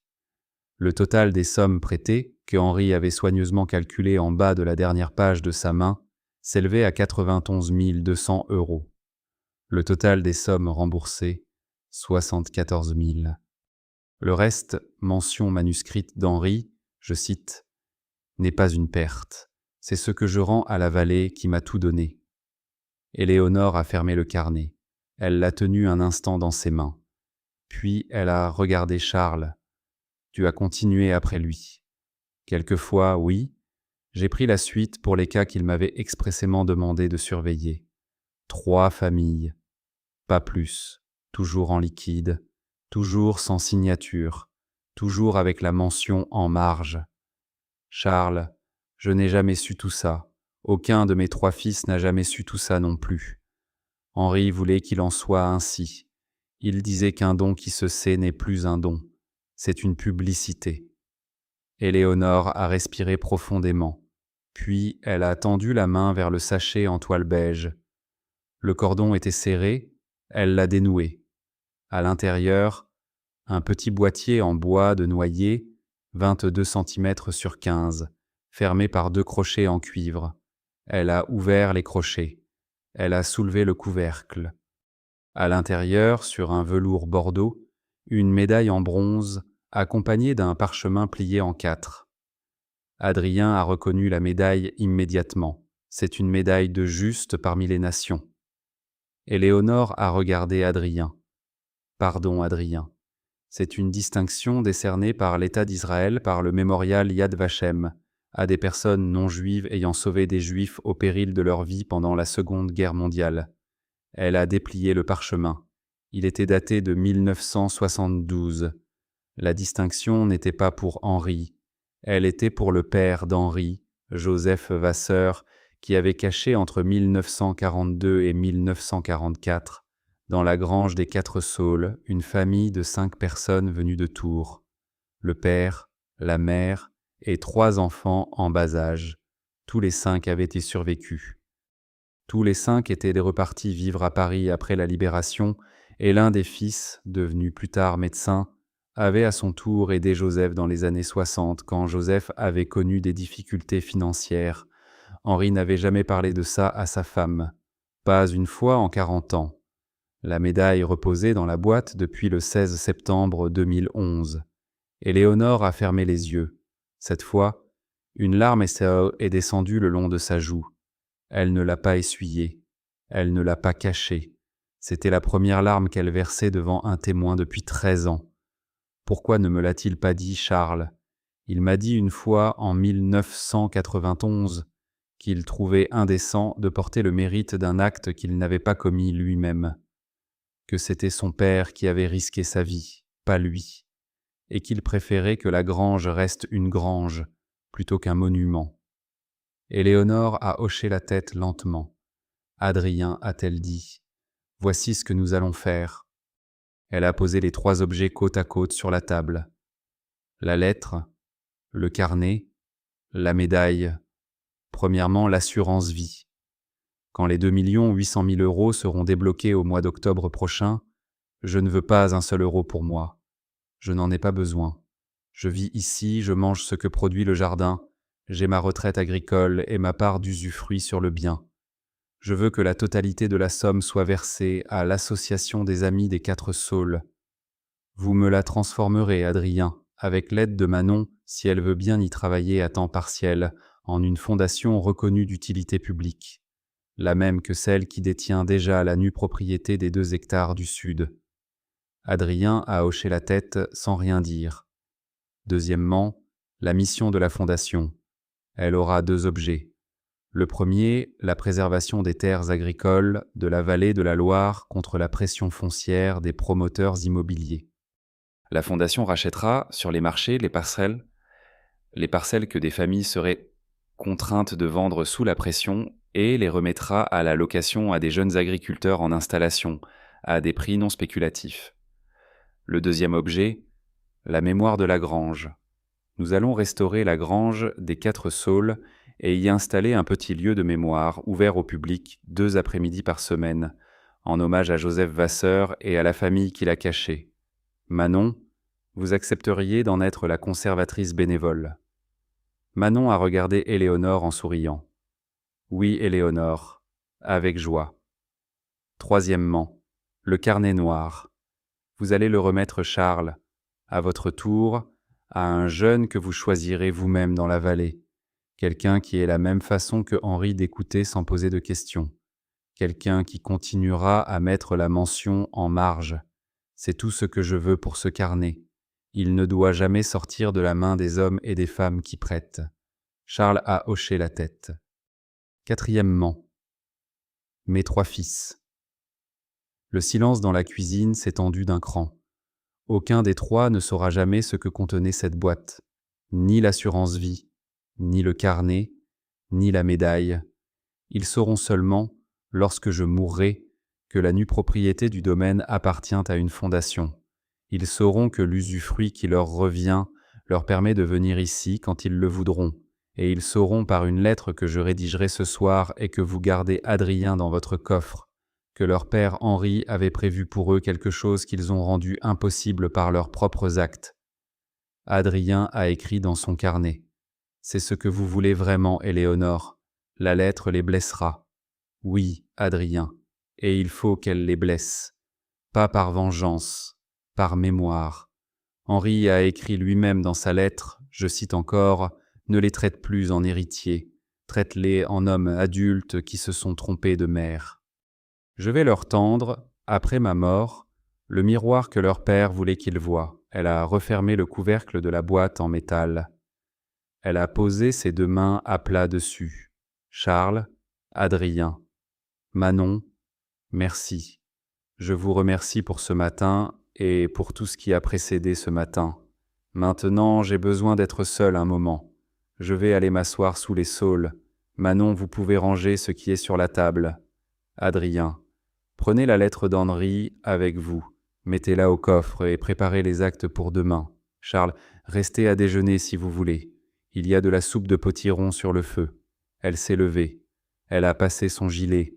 Elle est sortie par la porte de la cuisine, la même porte que ses filles avaient franchie 1 heure plus tôt, et elle a marché lentement dans l'allée jusqu'aux 4 saules. Le vent de janvier était froid. Le ciel, gris pâle. Elle s'est arrêtée sous le saule le plus ancien, celui qu'Henri appelait le grand-père. Elle a posé sa main sur l'écorce rugueuse. Henri, elle a parlé tout bas. Henri, tu m'avais préparé. Tu m'avais préparé sans rien me dire. Tu m'as fait confiance pour comprendre seul dans la cuisine à 3 heures du matin. Tu as eu raison, mais tu aurais pu me le dire. Pendant 1 an et demi, j'ai été seul. Je ne te reproche rien. Je te dis juste que tu aurais pu me le dire. Une bourrasque a fait bouger les branches au-dessus d'elle. Elle a souri. Je sais, Henri. Tu me l'as dit. Tu me l'as dit dans la lettre. Et tu me l'as dit ce matin par la voix de Charles. Elle est restée debout sous le saule pendant 12 minutes. Personne ne l'a dérangée. Quand elle est revenue dans la cuisine, la table était propre. La boîte en métal avait été rangée par Adrien dans sa serviette. Charles épluchait des pommes de terre sur l'évier. Manon coupait du persil sur la planche en bois. Adrien lisait, debout près de la fenêtre, les premières pages des actes qu'il allait rédiger l'après-midi. Éléonore est allée à la cafetière. Elle a versé l'eau, elle a mis le café, et pendant que la cafetière chauffait sur le gaz, elle a dit, sans se retourner vers personne en particulier, mais en regardant par la fenêtre les saules qui bougeaient lentement dans le vent gris, « J'ai 74 ans, je suis veuve depuis 14 ans, j'ai 3 fils qui se sont trompés, mais je viens de comprendre quelque chose que je ne savais pas il y a 2 heures. Je ne suis pas seule, je n'ai jamais été seule. Henri m'a laissé avec une vallée entière derrière moi, et c'est suffisant. Si à ce stade vous sentez ce que ressent Éléonore sous les saules, écrivez le mot vallée dans les commentaires. On approche de la fin. Le lendemain matin, vendredi 23 janvier 2026 à 9h30, les 3 fils Vasseur sont entrés à pied dans l'étude de maître Adrien Fontaine, rue Beaurepaire à Saumur. Sébastien marchait devant, costume sombre, manteau ouvert. Antoine suivait à 2 mètres, le regard fixé sur les pavés. Romain fermait la marche, mains nues dans les poches, sans manteau, comme un homme qui n'a pas pensé à s'habiller en sortant de chez lui. La secrétaire d'Adrien, Madame Pellerin, 62 ans, les attendait dans le hall. Elle les a fait monter au premier étage sans un mot. Adrien les a reçus dans la grande salle à boiseries, debout derrière son bureau. Il ne leur a pas tendu la main, il leur a indiqué 3 chaises alignées face au bureau. « Asseyez-vous, messieurs. » Ils se sont assis. Sur le bureau d'Adrien, 3 piles de documents, chacune surmontée d'un nom. Sébastien à gauche, Antoine au centre, Romain à droite. Adrien s'est assis. Il a chaussé ses lunettes de lecture. « Monsieur Sébastien Vasseur, vous allez signer aujourd'hui un acte de désengagement formel de toute représentation, mandat tacite, procuration ou intervention dans la gestion patrimoniale, financière ou personnelle de Madame Éléonore Vasseur, votre mère. Cet acte précise également que vous renoncez par avance à toute contestation du testament rectifié signé le 20 décembre 2024, dont vous reconnaissez ce jour avoir pris pleine connaissance. Toute contestation ultérieure entraînerait l'activation automatique de la clause d'exhérédation prévue à l'article 12. Vous comprenez l'article 12, monsieur Vasseur? Oui, maître. Lisez-le à voix haute, je vous prie. Sébastien a feuilleté le document jusqu'à la page 7. Il a trouvé l'article. Il a lu d'une voix éteinte. En cas de contestation judiciaire du présent testament ou de toute disposition annexe rédigée par la testatrice Madame Éléonore Vasseur, le contestataire perdra immédiatement et de plein droit l'intégralité de sa part d'usufruit, qui sera redistribuée à parts égales entre les ayants droit non contestataires ou, à défaut, versée à la Fondation des paysages ligériens. Bien, vous signez ici, ici et ici. Sébastien a signé sans relever la tête. Adrien s'est tourné vers Antoine. Monsieur Antoine Vasseur, vous allez signer un acte de reconnaissance de dette à l'égard de votre mère pour la somme de 11 200 € prélevée par votre intermédiaire sur ses comptes entre janvier et août 2025. Vous remboursez cette somme par virement bancaire en 3 échéances, le 15 février, le 15 mars et le 15 avril 2026. À chaque retard de virement supérieur à 7 jours, une pénalité d'intérêt de 10% annuel s'applique automatiquement. Vous comprenez? Oui, maître. Et vous signez également une attestation sur l'honneur reconnaissant que vous avez introduit dans le domicile de votre mère le 14 novembre dernier, un évaluateur en bijouterie sans son consentement éclairé, Monsieur Olivier Tardieu, qui a photographié sa bague de fiançailles, ainsi que la pendulette en bronze doré du salon. Cette attestation ne sera pas utilisée contre vous si vous respectez les autres engagements de cet acte. Elle sera versée au dossier disciplinaire de Monsieur Tardieu auprès de la Chambre nationale des commissaires-priseurs. Antoine a fermé les yeux, il a hoché la tête. Il a signé. Adrien s'est tourné vers Romain. Monsieur Romain Vasseur, vous allez signer 3 documents distincts. Premièrement, une renonciation anticipée à la nue propriété du domaine des 4 Saules, en pleine conscience des conséquences juridiques que cela implique pour vous et pour vos descendants éventuels. Deuxièmement, une reconnaissance de dette de votre mère envers vous pour la somme de 92 000 €, somme correspondant exactement au montant de vos dettes personnelles actuelles et qui vous sera versée par virement unique aujourd'hui même dans la matinée vers votre compte personnel. Cette somme ne fait l'objet d'aucune obligation de remboursement de votre part. Moucha. Troisièmement, un engagement écrit selon lequel, pendant les 5 prochaines années, vous vous abstiendrez de toute demande financière à votre mère et vous accepterez une fois par trimestre un entretien d'1 heure avec un travailleur social mandaté par votre mère, à seule fin de vous accompagner dans la gestion de votre vie financière. Le travailleur social ne fera aucun rapport à votre mère sur vos confidences personnelles.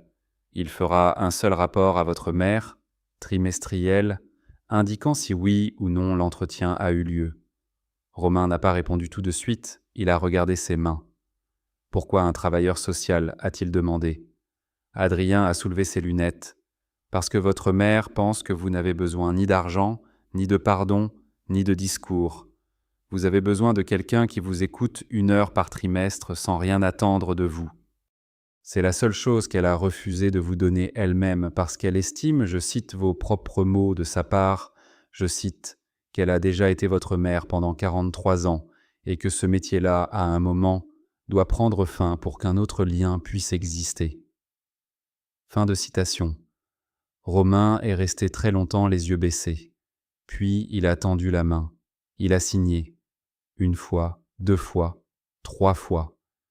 Adrien a refermé les 3 dossiers. Il a posé son stylo. Il a regardé les 3 fils Vasseur l'un après l'autre. Messieurs, le contenu des 3 documents que vous venez de signer ne sera communiqué à aucune tierce personne à l'exception de votre mère et de moi-même et de l'expert comptable que je désignerai pour le suivi annuel. Si toutefois l'un de vous décidait, dans les jours, semaines ou années à venir, de divulguer à des proches, à des journalistes ou sur quelque support public que ce soit, une version partielle ou déformée des événements de la journée d'hier ou d'aujourd'hui, sachez que les enregistrements vidéo des 2 entretiens, ainsi que les témoignages écrits de Madame Delaroche et de Monsieur Verdier, sont conservés dans 2 études notariales différentes et seront immédiatement rendus publics. Cela vaut comme avertissement formel. Sébastien a relevé la tête pour la première fois. Il y a eu un enregistrement vidéo. Caméra de surveillance déclarée à la préfecture depuis 2024, Monsieur Vasseur, posée sur le buffet du salon, dans le boîtier de l'horloge ancienne. Elle a été mentionnée dans le panneau d'information posé à l'entrée de la cuisine, à droite en montant les 2 marches. Vous ne l'avez pas remarqué. Sébastien n'a rien dit. Adrien s'est levé. Les 3 fils se sont levés. Une dernière chose. Votre mère m'a chargé de vous transmettre un message oral, un seul. Le voici. Elle vous attend tous les 3 pour le déjeuner du dimanche 12 avril, le jour de ses 75 ans. Elle préparera un rôti de veau et un gratin dauphinois. Elle ne reparlera pas de cette affaire ce jour-là. Si vous venez, vous serez accueillis comme ses fils. Si vous ne venez pas, elle ne vous le reprochera jamais. Mais elle ne vous invitera plus une seconde fois. Sébastien a hoché la tête. Antoine s'est essuyé les yeux discrètement avec le revers de sa manche. Romain a regardé fixement le tapis turc qui couvrait le parquet du bureau. Madame Pellerin va vous raccompagner. Ils sont sortis. Pendant les semaines qui ont suivi, beaucoup de choses se sont passées en parallèle, et certaines très lentement. Le 15 février, Antoine a effectué le premier virement. 3 733 € et 33 centimes, à l'heure pile, sans message. Le 15 mars, le deuxième virement, sans message. Le 15 avril, le troisième virement, avec un message cette fois, 2 mots seulement dans la zone libellée. « Pardon, maman. » Éléonore a lu le message. Elle n'a pas répondu. Elle l'a montré à Manon, le vendredi suivant, en disant simplement « Antoine a toujours été celui qui avait honte le plus vite. C'est sa faiblesse et c'est sa force. » Romain a touché ses 92 000 € le matin même de la signature. Il a remboursé l'intégralité de ses dettes la semaine suivante. Pour la première fois depuis 8 ans, son compte en banque est passé à zéro sans être en découvert. Il a appelé sa mère le mardi 27 janvier au soir. Il n'a rien dit pendant les premières 10 secondes. Puis il a juste dit « Maman, c'est Romain. Tu peux raccrocher si tu veux. Je voulais juste entendre ta voix une fois. » Éléonore n'a pas raccroché. Elle a dit « Je t'écoute, Romain. » Pendant les 22 minutes suivantes, il a parlé. Il a parlé pour la première fois de son enfance, de l'ombre de ses frères, du sentiment d'être toujours arrivé deuxième dans le regard de son père, de la honte qu'il avait sentie à l'enterrement d'Henri en voyant Sébastien serrer les mains, de la dette qu'il avait commencée à 900 € et qui avait gonflé pendant 14 ans, du jour où il avait signé en 2025 avec Antoine et Sébastien le pacte du PLU. Il a dit qu'il avait eu honte ce jour-là, mais qu'il avait signé quand même parce qu'il avait peur des 2 autres. Et Léonore a écouté sans rien dire. Quand il a fini, elle a juste demandé « Tu vas voir le travailleur social mardi prochain ?»« Oui, maman. »« Bien. Alors je t'attends pour mon anniversaire. » Elle a raccroché. Sébastien n'a pas appelé. Il n'a pas écrit. Il n'a fait aucun mouvement pendant 2 mois. Sa femme Caroline, en revanche, a écrit à Éléonore une lettre manuscrite de 4 pages le 23 février. Une lettre où elle racontait, pour la première fois en 16 ans de mariage, qu'elle avait toujours été mal à l'aise avec la façon dont son mari parlait de sa belle-mère, qu'elle avait essayé une fois en 2019 de le faire changer d'attitude et qu'elle avait abandonné parce qu'elle n'avait pas eu le courage de divorcer. Elle disait qu'elle ne savait pas encore ce qu'elle allait faire, mais qu'elle voulait qu'Éléonore sache qu'elle n'avait pas tout ignoré et qu'elle en avait honte. Éléonore a répondu en 2 phrases sur une carte postale envoyée le lendemain. « Caroline, vous m'avez écrit en adulte, je vous reçois en adulte. Si vous souhaitez prendre un café à Saumur un jour, vous serez la bienvenue. Sans Sébastien. » Caroline a téléphoné le 4 mars. Elles sont allées prendre un café le mercredi 11 mars dans le salon de thé de la place Saint-Pierre. Elles ont parlé pendant 2 heures et 3/4. Personne ne sait ce qu'elles se sont dit. Manon est passée discrètement aux nouvelles le lendemain. Éléonore a juste répondu « C'est une femme bien, Manon. Mariée à un homme qui l'est moins, mais on a fait connaissance avec presque 40 ans de retard. Le docteur Régis Lambert a été suspendu de l'exercice de la médecine par le Conseil de l'Ordre de Maine-et-Loire le 7 février 2026 pour une durée provisoire de 12 mois. La procédure pénale, ouverte parallèlement par le parquet de Saumur, est encore en cours. 3 des familles concernées, dont la famille Vasseur n'a jamais été nommée publiquement à la demande expresse d'Éléonore, ont déposé plainte. La presse locale a relayé l'affaire dans le courrier de l'Ouest du 11 février sans citer un seul nom de famille victime. Adrien Fontaine avait insisté sur ce point auprès du journaliste, et le journaliste avait respecté la consigne. Le 15 avril 2026, le plan local d'urbanisme de la commune est passé en zone constructible pour les 2 hectares du sud du domaine. 3 promoteurs immobiliers ont contacté Éléonore dans les 2 semaines suivantes. Aux 3, elle a fait répondre par Maître Fontaine par lettre identique, je cite, « Le terrain en question n'est plus la propriété de Madame Éléonore Vasseur depuis le 20 décembre 2024. Il est la propriété d'une fondation reconnue d'utilité publique qui n'a pas vocation à vendre. Veuillez ne plus solliciter notre cliente sur ce sujet. » Fin de citation. Aucun des 3 promoteurs n'a relancé. La grange des 4 Saules a commencé à être restaurée à la fin du mois de février. Charles Verdier a recruté lui-même les ouvriers, 3 maçons et un charpentier, tous originaires de la vallée, tous payés en blanc, tous logés à la ferme pendant la durée du chantier. Manon Delaroche a réduit son temps à domicile pour Éléonore à une seule visite par semaine et a consacré les autres jours à la mise en place du futur petit musée de mémoire. Elle a contacté, par l'intermédiaire d'Adrien et du mémorial Yad Vashem, les descendants de la famille qui avaient été cachés par Joseph Vasseur entre 42 et 44. 2 petits-enfants vivaient encore, l'un médecin retraité à Paris, l'autre architecte à Tel Aviv. Les 2 ont été émus aux larmes en recevant la lettre. Les 2 ont accepté de participer à l'inauguration prévue en mai 2026. Le travail sur la grange avançait. Les vieux murs en tuffeau, blanchis par le temps, ont été nettoyés à l'eau claire et au savon noir. Le sol en terre battue a été conservé tel quel. Une vitrine simple, fabriquée par un menuisier d'Angers, a été commandée pour exposer une copie du parchemin de 1972, la médaille originale prêtée par Yad Vashem et 3 photographies de la famille cachée, retrouvées par les descendants dans les archives familiales. Une plaque en bronze, sobre, posée à l'entrée, porterait 4 lignes. À Joseph Vasseur, 1892-1964. À sa femme Madeleine, qui a porté à la grange chaque matin pendant 2 ans le pain qui sauvait. À la famille L, qui a survécu. Et à tous les silencieux. Le 12 avril, le jour des 75 ans d'Éléonore, les 3 fils sont arrivés. Sébastien est arrivé en premier, seul, sans Caroline. À 11h30 précise, il s'est garé à côté de la grange. Il est entré dans la cuisine en disant simplement « Bonjour maman ». Éléonore préparait le rôti. Elle a relevé la tête. Elle l'a regardé. Elle a dit « Bonjour Sébastien ». Et elle a continué à préparer le rôti. Antoine est arrivé une demi-heure plus tard, avec sa femme et leurs 2 enfants.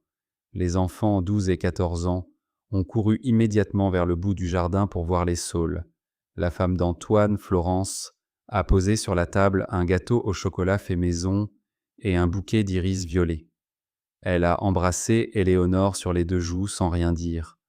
Antoine est resté en retrait dans l'embrasure de la porte. Il a fini par s'avancer et il a pris sa mère dans ses bras pendant un long moment, sans rien dire non plus. Romain est arrivé à 13h10. Il était venu en train depuis Angers et avait marché les 3 derniers kilomètres à pied depuis la gare de Kunolt. Il portait un manteau cette fois et un petit paquet enveloppé dans du papier brun. Il l'a posé sur la table de la cuisine. « C'est quoi, mon chéri ? » « Une plante maman, un petit jasmin d'hiver. J'ai pensé que ça irait bien sous la fenêtre du salon. » Éléonore a regardé la plante. Elle a regardé Romain. Elle a posé sa main sur la joue de son fils. « Tu as bien fait, Romain. » À table, il y avait 9 personnes. Éléonore au bout. Sébastien à sa droite. Antoine à sa gauche. Florence à côté d'Antoine. Les 2 enfants en face. Romain en face de sa mère, au bout opposé de la table. Adrien Fontaine et Manon Delaroche, invités à se joindre au déjeuner, occupaient les 2 places restantes. Charles Verdier avait été invité aussi mais avait poliment refusé en disant qu'aujourd'hui était un jour de famille. Le repas a été calme.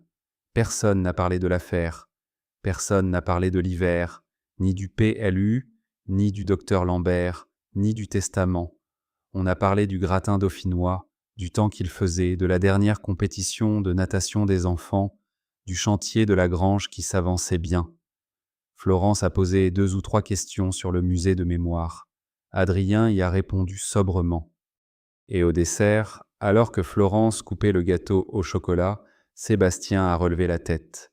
Il a posé sa fourchette. Il a regardé sa mère pour la première fois depuis le matin. Maman. Oui, Sébastien. Je ne sais pas comment commencer. Éléonore l'a regardé. Elle n'a rien dit. Elle a attendu. Sébastien a respiré. Si dans cette pièce vous sentez ce que ressent ce fils aîné dans la seconde qui va suivre, écrivez le mot pardon dans les commentaires. Et continuons jusqu'au bout. Sébastien a respiré une seconde fois. J'ai 50 ans cette année, maman. Et hier soir, en préparant mes affaires pour venir, j'ai réalisé que je n'avais aucun souvenir précis de toi avant mes 12 ans. Éléonore a posé sa fourchette. J'ai des images, a continué Sébastien, des fragments. Toi en train de tailler les vignes, toi en train de coudre un bouton à ma veste de communion, toi qui me corrigeais quand je mangeais la soupe trop vite. Mais ce ne sont pas des souvenirs. Ce sont des photos que j'ai vues dans des albums. Je ne sais plus si je t'ai vu, toi, ou si j'ai vu les photos. Florence a posé sa cuillère doucement sur le bord de son assiette. Antoine regardait la nappe. Les 2 enfants avaient cessé de bouger. Et hier soir, a dit Sébastien, j'ai pensé à mon père, à ce qu'il aurait pensé de moi en janvier dernier dans la cuisine, et j'ai compris quelque chose que je ne voulais pas comprendre depuis 3 mois. Mon père ne m'aurait pas pardonné, maman. Mon père m'aurait sorti de cette maison par le col de la veste. Éléonore a hoché la tête une fois, très lentement. Sébastien a continué. Je ne te demande pas de me pardonner, maman. Je ne suis pas venu pour ça. Je suis venu parce que tu m'avais invité. Et parce que je voulais que tu saches que je sais. Je sais ce que j'ai fait, je sais ce que ça a coûté. Je sais ce que mon père aurait pensé. Et je sais que je ne pourrai pas le réparer. Il y a eu un long silence. Éléonore a regardé son fils aîné. Le banquier de Lyon en costume Hugo Boss, le fils qui avait ri tout bas dans la cuisine à 3 heures du matin 1 an et demi plus tôt, le fils qu'elle avait nourri au sein pendant 14 mois en 1976. Elle l'a regardé pendant un temps que personne autour de la table n'a pu mesurer. Sébastien. Oui, maman. Tu as raison sur un point. Tu ne pourras pas le réparer. Personne ne répare ce genre de choses. On ne répare que les objets. Les liens, on les recoude. Et la couture se voit toujours. Elle a marqué une pause. Elle a regardé Florence, puis Antoine, puis les enfants, puis Romain, puis Adrien, puis Manon. Elle est revenue à Sébastien. Mais tu es ici. Tu es venu. Tu n'as pas envoyé une lettre. Tu n'as pas envoyé Caroline. Tu es venu toi-même. C'est tout ce que je te demandais. Et c'est tout ce que je te demanderai jamais. Sébastien a baissé la tête. Une larme est tombée sur la nappe blanche. Une seule. Il l'a essuyée avec sa serviette. Personne n'a fait semblant de ne pas avoir vu. Florence a repris la coupe du gâteau. Antoine s'est levé pour aider à servir le café. Les 2 enfants ont demandé s'ils pouvaient retourner au fond du jardin. Éléonore a dit oui. Manon est sortie avec eux pour leur montrer un nid d'hirondelles que Charles avait remarqué la veille sous l'avant-toit de la grange. Romain n'a rien dit pendant tout ce moment. Il regardait sa mère. Quand elle a croisé son regard, il a esquissé un sourire très petit, très sec, le sourire d'un homme qui voit autre chose se passer dans la pièce et qui sait que ce n'est plus son tour. Le café a été servi, la conversation a glissé sur le jardin, sur le rosier qu'Henri avait planté à la naissance de Sébastien et qui avait survécu à 49 hivers, sur le projet d'Adrien de prendre sa retraite définitive à la fin de l'année, sur le voyage que Florence préparait avec ses enfants en juillet en Bretagne. Vers 15 heures, Sébastien s'est levé. « Il faut que j'y aille, maman. La route est longue jusqu'à Lyon. » Éléonore s'est levée aussi. Elle l'a accompagné jusqu'à la voiture, dans l'allée des saules. Le vent du printemps faisait bouger les feuilles toutes neuves au-dessus d'eux. Sébastien a ouvert la portière. Il s'est retourné une dernière fois. « Maman. » « Oui, Sébastien. Caroline aimerait venir te voir en mai. Toute seule. Elle me l'a dit hier soir. Je voulais te demander si tu acceptais. » Éléonore la regardait. Caroline est déjà venue, Sébastien. En mars. Nous avons pris un café à Saumur. Elle ne te l'a pas dit. Il y a eu un blanc. Le visage de Sébastien a changé. Pas de la colère. Pas de la surprise non plus. Quelque chose d'autre. Quelque chose qui ressemblait à une compréhension lente et tardive. Non. Elle ne me l'avait pas dit. Elle te le dira quand elle estimera que c'est le moment, Sébastien. Vous avez vos choses à régler. Ce ne sont plus mes affaires. Elle a posé sa main sur la joue de son fils, 2 secondes. Elle l'a retiré. Elle est rentrée dans la maison sans se retourner. Sébastien est resté immobile à côté de sa voiture un long moment. Puis il est à la montée, il a démarré, il a roulé jusqu'à la sortie du domaine. Avant de tourner sur la départementale, il s'est arrêté. Il est resté à l'arrêt 5 minutes complètes, les mains sur le volant, le moteur tournant. Charles Verdier, qui revenait des vignes à pied à ce moment-là, l'a vu de loin, il n'a rien dit. Il a continué son chemin. Antoine et sa famille sont partis vers 16h30. Les 2 enfants ont embrassé Éléonore en lui faisant promettre de venir les voir à Tours pendant les vacances de Pâques. Elle a promis. Florence a serré sa belle-mère dans ses bras pendant un temps anormalement long. Elle n'a rien dit. Antoine non plus. Il est juste sorti en posant sa main sur l'épaule de sa mère, comme il l'avait fait 3 mois plus tôt dans la cuisine, le matin de la défaite. Cette fois, la pression a duré 4 secondes au lieu de 2. Romain est resté. Manon est rentrée chez elle à 18h. Adrien est resté aider à ranger la cuisine jusqu'à 19h. Puis il est parti. Romain et Éléonore se sont retrouvés seuls dans la maison. « Maman, je peux rester dormir cette nuit. Tu peux rester dormir, Romain. La chambre du haut est prête. » Il a hoché la tête.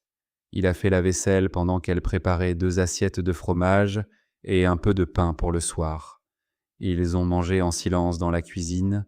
Vers 21h, elle a allumé le poêle à bois du salon et elle s'est assise dans le fauteuil qui avait été celui d'Henri pendant 37 ans.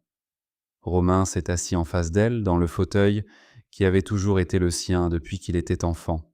« Maman. »« Oui, Romain.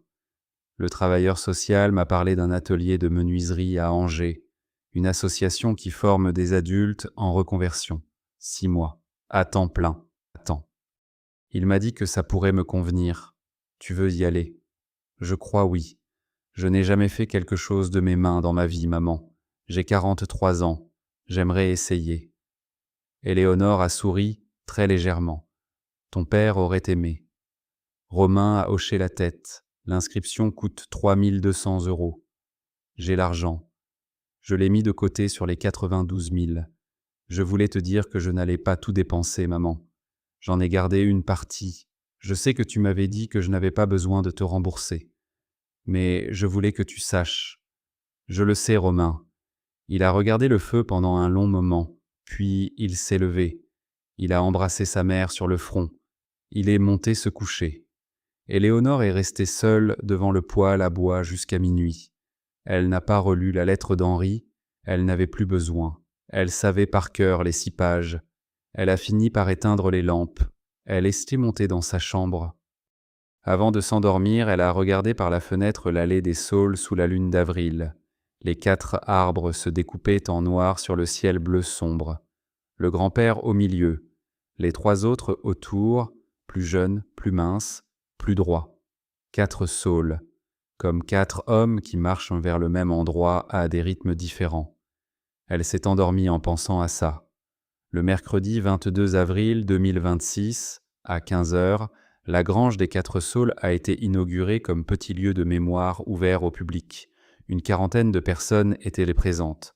Le maire de la commune, 2 représentants du mémorial Yad Vashem venus de Paris, le médecin retraité qui avait été l'un des enfants cachés, accompagné de sa fille et de ses 2 petits-enfants, Charles Verdier, en costume, ce qui ne lui était plus arrivé depuis l'enterrement d'Henri, Adrien Fontaine et Madame Pellerin, sa secrétaire, Manon Delaroche en tailleur sombre, Florence, Antoine et leurs enfants.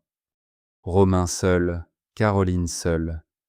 Sébastien n'était pas venu, mais avait fait parvenir une couronne de fleurs blanches anonyme que personne n'a remarquée, parce qu'elle avait été déposée la veille au soir. Et au bout, debout sous l'entrée de la grange restaurée, Éléonore Vasseur en robe gris perle, les cheveux blancs coupés courts, le regard fixé sur le seuil en pierre où sa belle-mère Madeleine avait posé pendant 2 ans un panier de pain chaque matin avant le lever du jour. Le médecin retraité, 75 ans, a pris la parole en premier. Il a parlé pendant 8 minutes. Il a raconté ce qu'il avait 6 ans et demi quand il était arrivé à la grange en 1942.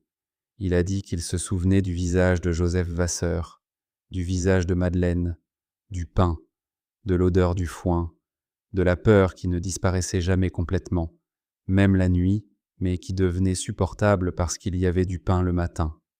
Et il a dit, à la fin de son discours, une seule phrase, en regardant Éléonore. « Madame, mon père m'avait dit avant de mourir qu'il aurait voulu remercier les Vasseur une dernière fois en personne. Il n'en a pas eu le temps. Je le fais à sa place aujourd'hui. Merci. » Éléonore n'a pas répondu tout de suite, elle a hoché la tête. Elle a regardé les 4 saules, elle a regardé la grange, elle a regardé Charles Verdier qui se tenait sur le côté, casquette à la main pour la première fois depuis qu'elle le connaissait. Puis elle a parlé, 1 minute seulement, pas plus. Joseph et Madeleine Vasseur n'ont jamais parlé de ce qu'ils avaient fait pendant la guerre, ni à leurs voisins, ni à leur fils Henri, qui n'a appris la vérité qu'à 18 ans, en 1957, par une lettre que sa mère lui a laissée avant de mourir.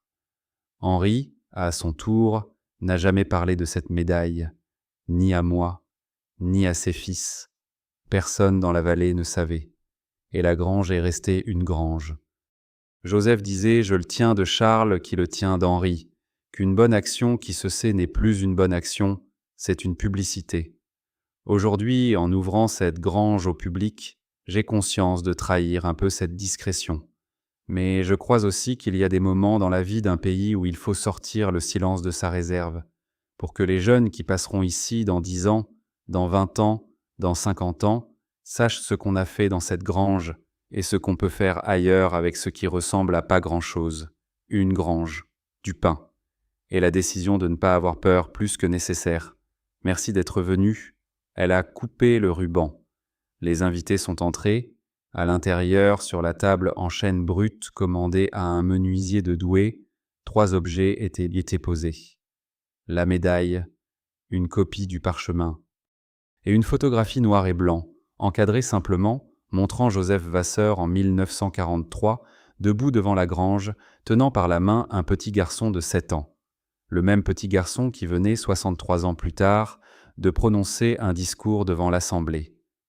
Caroline est restée jusqu'à la fin, elle est repartie en train pour Lyon vers 19h. Avant de partir, elle a embrassé Éléonore et lui a glissé à l'oreille « Je vous tiens au courant pour la suite ». Éléonore a hoché la tête sans demander pour la suite de quoi. Antoine, Florence et les enfants sont restés dormir cette nuit-là dans la chambre du haut. Au petit déjeuner du lendemain, les enfants ont demandé s'ils pourraient revenir en juillet pour aider à la vendange. Éléonore a dit oui. Romain est rentré à Angers le soir même, mais avant de partir, il a laissé sur la table de la cuisine une feuille pliée en 2. Éléonore l'a ouverte après son départ. C'était la confirmation d'inscription au stage de menuiserie d'Angers, 6 mois à compter du 4 mai 2026. Au bas de la feuille, Romain avait écrit à la main « Je commence dans 12 jours, maman ». Éléonore a posé la feuille sur le buffet, à côté de la cafetière italienne d'Henri. Et le soir, après le départ de tout le monde, elle s'est assise sur le banc en pierre devant la grange. Elle a regardé le coucher de soleil sur les vignes du sud, les 2 hectares que ses fils avaient voulu vendre et qui appartenaient maintenant à une fondation qui ne les vendrait jamais. Charles Verdier est venu s'asseoir à côté d'elle sans rien dire. Ils sont restés comme ça jusqu'à ce que le soleil disparaisse derrière la ligne des peupliers. Éléonore a fini par parler. « Charles. »« Oui, Éléonore.